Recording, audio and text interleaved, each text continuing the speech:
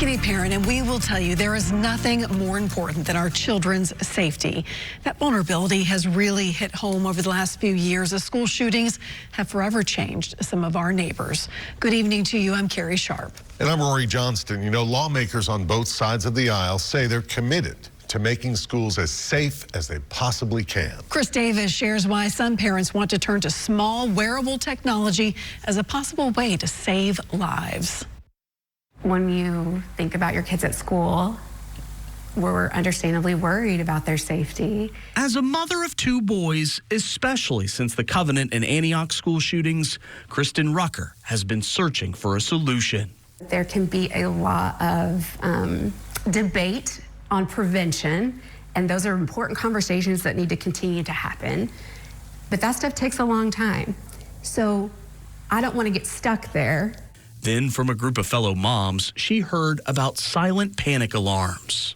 A total school lockdown can be triggered by any staff member on the school's campus by repeatedly pressing the crisis alert badge. Every mom I forwarded it to said the same thing, like, yeah, how do we get this technology in our school? The technologies and safety measures really need to advance and adapt to those changes. The idea isn't totally new. In 2023, Tennessee lawmakers passed Alyssa's Law, named in memory of a victim of the Marjorie Stoneman Douglas High School shooting in Parkland, Florida.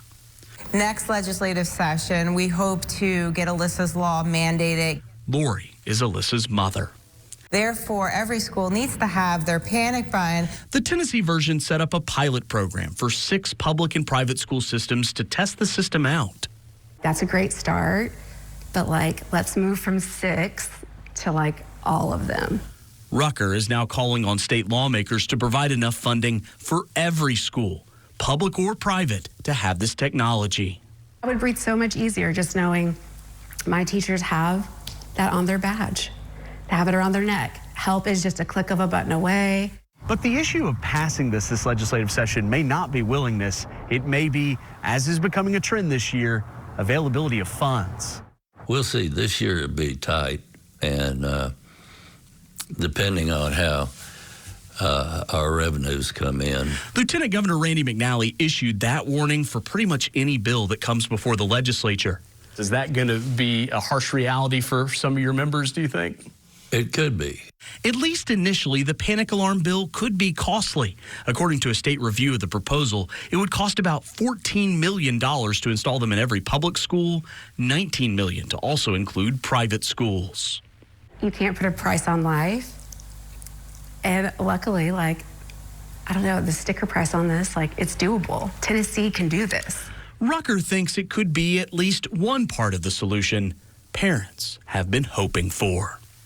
We can't control what happens, but we can choose how we're going to respond. And let's be a state that's we're going to respond as quick as possible. With photojournalist Tony Cook, Chris Davis, News Channel 5. The legislation to make Alyssa's Law statewide is being sponsored by Senate Majority Leader Jack Johnson and House Republican Ron Gant. However, no debate has been scheduled on this bill so far this session.